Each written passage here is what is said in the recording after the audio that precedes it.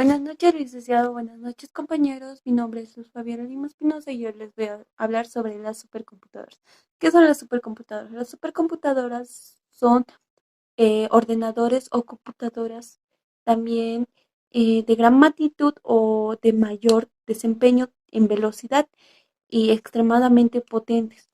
Esto quiere decir que pueden realizar tareas de cálculo y también pueden realizar una computadora, lo que cientos de computadoras estándar como las laptops y las de sobremesa hacen. En esto también podemos decir que son equipos informáticos que están compuestos por ciertos procesadores que trabajan en paralelo y en arreglos combinados para ofrecer velocidad y capacidad de cálculo y procesamiento de todos de tal manera que se puede utilizar para fines específicos, en el cual el trabajo sea mucho más que una computadora estándar. Las supercomputadoras también nos dicen que son dándoles o trabajando entre las supercomputadoras pueden darnos mayor desempeño y velocidad y en el procesamiento de datos de tal manera que se pueden utilizar para otros fines. Hola, buenas noches compañeros, mi nombre es Judith Fabiola Monalipista y yo voy a hablar sobre la historia de las supercomputadoras. Las supercomputadoras fueron introducidas en el año 1960 y fue diseñada principalmente por Seymour Crack. Seymour Crack nació el 28 de septiembre de 1925 y murió el 6 de octubre de 1996. Era ingeniero electrónico, el padre de las supercomputadoras. En la compañía Central Data Corporation CDC, la cual denominó el mercado durante esa época hasta que Crack dejó la CDC para formar su propia empresa.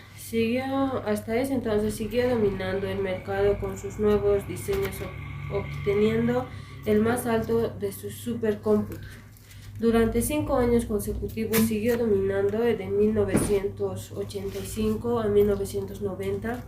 En los años 80, un gran número de empresas entraron al mercado en paralelo. En la creación de las mini computadoras desaparecieron a mediados de los años 90.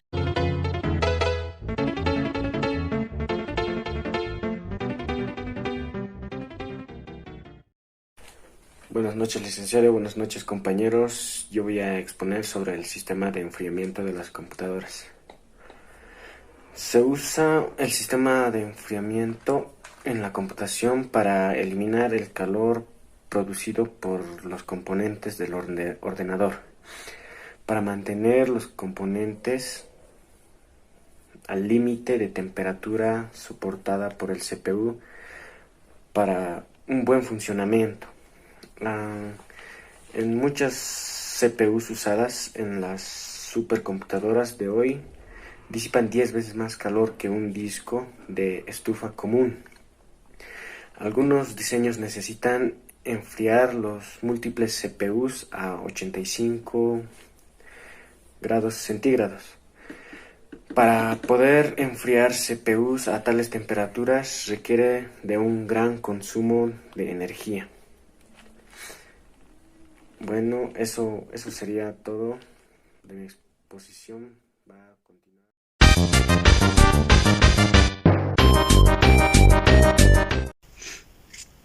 Buenas noches, compañeros. Mi nombre es Américo. Continuando con el tema, muchos hemos escuchado el nombre de supercomputadoras en el transcurso de nuestras carreras. ¿Qué es o sus características? ¿Qué es? Es un superordenador con miles de ordenadores que trabajan juntos. Es un ordenador que puede hacer muchas operaciones, sumas, restas, multiplicaciones, divisiones en un solo segundo. Empecemos en decir que una supercomputadora es solo una computadora, pero con una gran capacidad de cálculos superiores en orden a magnitudes a nuestras computadoras de escritorio y laptops. Claro que estas supercomputadoras implican gran consumo de energía, en el orden de cientos de kilowatts a megawatts. ¿Tiene un elevado costo? Sí, millones de dólares. ¿Requiere grandes espacios? Sí. Habitaciones completas, edificios completos. ¿Cómo obtiene un potente computacional? Tiene un procesamiento paralelo, una interconexión de computadoras llamadas nodos. Los nodos poseen varios procesadores multinúcleo y grandes cantidades de memoria. Los nodos de una supercomputadora se diseñan por lo general en un formato delgado y se encuentran organizados en clúster y acomodados en racks. La supercomputadora más poderosa, K de Japón, posee una potencia computacional de 10.51 petaflops. Esta supercomputadora, su consumo de potencia es de 300 a 500 kilowatts, mucho mayor al de una Core i7, que en la actualidad su consumo es de 300 a 500 watts. Esta computadora personal Core i7, bastante poderosa, con 6 núcleos, 2 tarjetas gráficas, Radeon HD 5970, puede alcanzar un cómputo de 1.03 teraflops. Son el tipo de computadoras más potentes y rápidos que existen en este momento. Estas máquinas son hechas bajo pedido para realizar tareas específicas que generalmente involucran complicados cálculos. Corren a mayor velocidad que el resto de las computadoras y tienen más memoria gracias a los procesadores construidos especialmente para ellos. Para finalizar, hemos conocido sus características, su apariencia física de las supercomputadoras. Es evidente que las supercomputadoras contribuyen al progreso de la ciencia y es una gran ayuda para la humanidad. Eso sería, compañeros.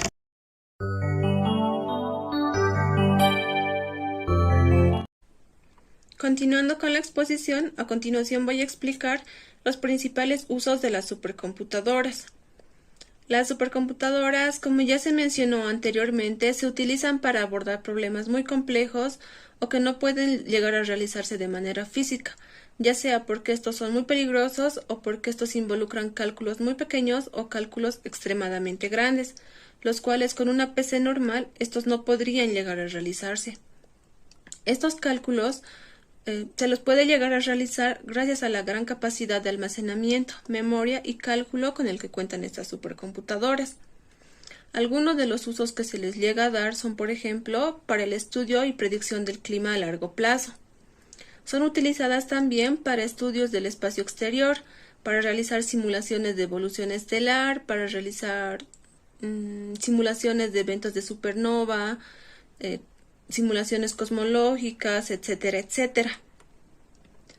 Los científicos también usan estas supercomputadoras para simular de qué manera, por ejemplo, un terremoto, un tsunami, pueden llegar a afectar un determinado lugar y en un determinado tiempo. Son utilizadas para modelar cómo se llegan a doblar las proteínas, las composiciones químicas y cómo éstas podrían afectar a las personas que sufren ciertas enfermedades, tales como el cáncer, el Alzheimer. También son utilizadas en el ámbito militar. ¿De qué manera? Se las utiliza para realizar simulaciones de explosiones nucleares, para realizar simulaciones de armamento biológico, armamento bélico, evitando así de esta manera tener que llegar a realizar pruebas nucleares verdaderas. Entre el sinfín de utilidades que se les puede llegar a dar a las supercomputadoras, estas que acabo de mencionar, vendrían a ser las más sobresalientes.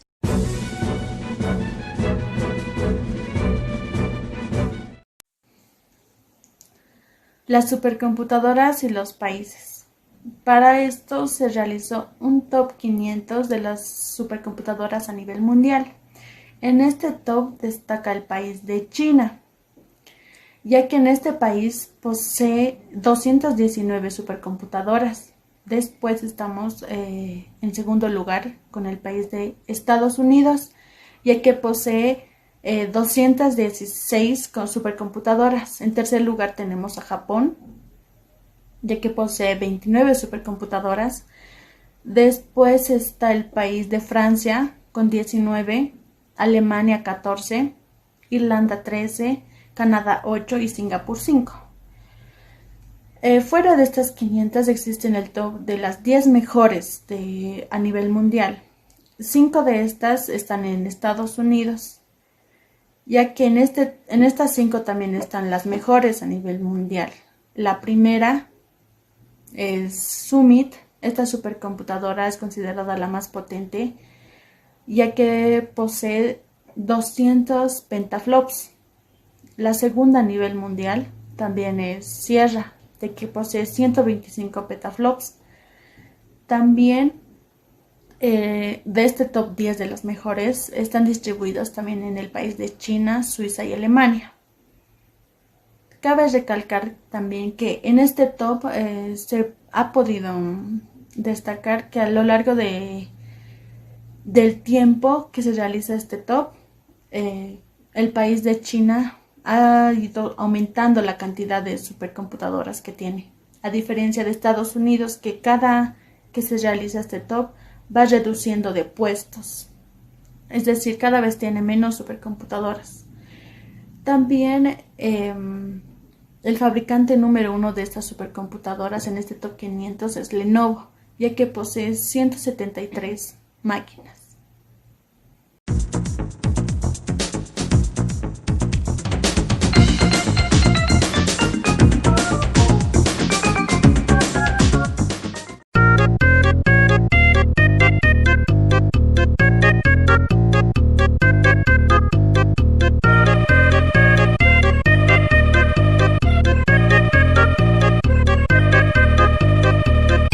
Buenas noches, licenciado. Buenas noches, compañeros. Continuando con la exposición, primeros sistemas operativos que se utilizaron en los supercomputadores. Las primeras supercomputadoras no disponían de un sistema operativo incorporado. El CDC 6600 utilizó un sistema operativo llamado Chippewa.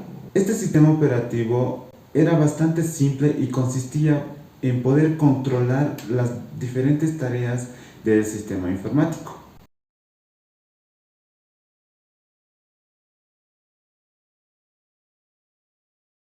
A finales de los 80 comienza un cambio significativo y los supercomputadores comienzan a decantarse por los sistemas operativos basados en Unix. En 1993 se comienzan a hacer la lista de los primeros 500 supercomputadores del mundo y en la que se especifica qué sistemas operativos utilizan cada uno. A partir de esta lista se pudo comenzar a hacer una estimación de la evolución de los sistemas operativos en ellos. Para no hacer la historia larga, vamos a ir avanzando rápidamente con la evolución de los sistemas operativos en los supercomputadores con la musiquita de Mario Bros. Así que vamos. El primer año que se realizó la lista del Top 500, Unix y Unicos eran utilizados por más del 50% de las supercomputadoras, concretamente el 56,4%. Por lo tanto, a principios de la década de los 90, se puede decir que los sistemas operativos que predominaban se basan en Unix. El siguiente año en el que hay un gran cambio es el 2000, porque es cuando Linux, que como veremos más adelante, es el sistema operativo principal en las supercomputadoras en la actualidad. Comienza a hacerse un hueco en el mundo de la supercomputación. En el año 2000, los sistemas basados en Unix siguen dominando, ya que los 5 primeros, AIX, Solaris, Unicos, HP Unix y IRIX, se basan en ocupando simplemente entre ellos el 80,6% del porcentaje total, habiendo aún otros sistemas que en menores porcentajes utilizan también Unix. Como hecho destacable, podemos ver que Unicos, que a principios de la década era el dominador, ya no lo es y pasa a serlo AIX. El siguiente año significativo es el 2003 y por un hecho es concreto, y es que Linux pasa a colocarse el primero de la lista, aunque los sistemas basados en Unix siguen predominando en el total. La siguiente fecha significativa es el año 2005, Este año Linux por sí solo ya domina todo el sector de la supercomputación con un 62,4%, con lo cual el cambio de tendencia del sistema Unix a Linux se ha confirmado. Como información a tener en cuenta, Hans Werner Meur, encargado de hacer la lista, comentó que aunque está seguro del dominio de Linux en el sector de la computación, no se podía asegurar que los datos de la lista fueran 100% fiables y que es más bien una estimación, ya que muchos de los sitios donde se utilizan supercomputadores se negaban a proporcionar la información sobre qué sistema operativo tenían. El año 2012 es cuando Linux alcanza su tope hasta el día de hoy, con un porcentaje del 83,8%, habiendo además ya otros sistemas que también estaban basados en Linux. La última lista del Top 500 muestra cómo los sistemas basados en Linux dominan totalmente el sector de la supercomputación. En la actualidad el 97,2%, concretamente de 486 de los 500 supercomputadores lo utilizan. El otro 2,7% restante están conformados básicamente por sistemas Unix. Como dato interesante, Windows y Mac tienen un porcentaje prácticamente nulo en el sector de la supercomputación. Gracias a lo Unix se podía dar manera flexible a la supercomputadora, que era una constante los cambios que debió de unas aplicaciones científicas o el cambio de hardware que había debido a la evolución de esta. Es decir, que el cambio era muy flexible de la Unix y que nos permitía cambiar aplicaciones científicas o el cambio de hardware. Su segundo cambio fue cuando pasó aproximadamente en el 2003 de un cambio total de la Unix a la denominado Linux. En la actualidadmente está denominando Linux. Motivo, fueron por varios motivos. El primer motivo fue la flexibilidad de Linux en modificaciones y aplicaciones. El segundo es más rentable. Unix tenía más comunidad a su alrededor que nos ayudaba a aportar gratuitamente. El Unix es un sistema operativo más rentable, como les andaba diciendo. Nos da también o nos permite dar un kernel genérico que permite adaptarse a grandes cargas. Instalaciones se basa en un pequeño módulo, cada uno eh, con una tarea específica. Esto hace que, o sea, si modificamos una tarea específica o si modificamos una parte del sistema, esto nos ayuda a que no se, como les puedo decir, a que no se reinicie el sistema y podamos también nos permite una prueba de configuración desde sin reiniciar el sistema. También nos permite un kernel genérico, permite adaptarse a grandes cargas. En instalación se basa en un pequeño módulo, cada uno tiene una tarea específica. Esto hace que si se modifica uno, no afecta a los demás tienen otra tarea específica. Esto nos permite también pruebas de configuración de Z sin reiniciar el sistema. En junio del 2020,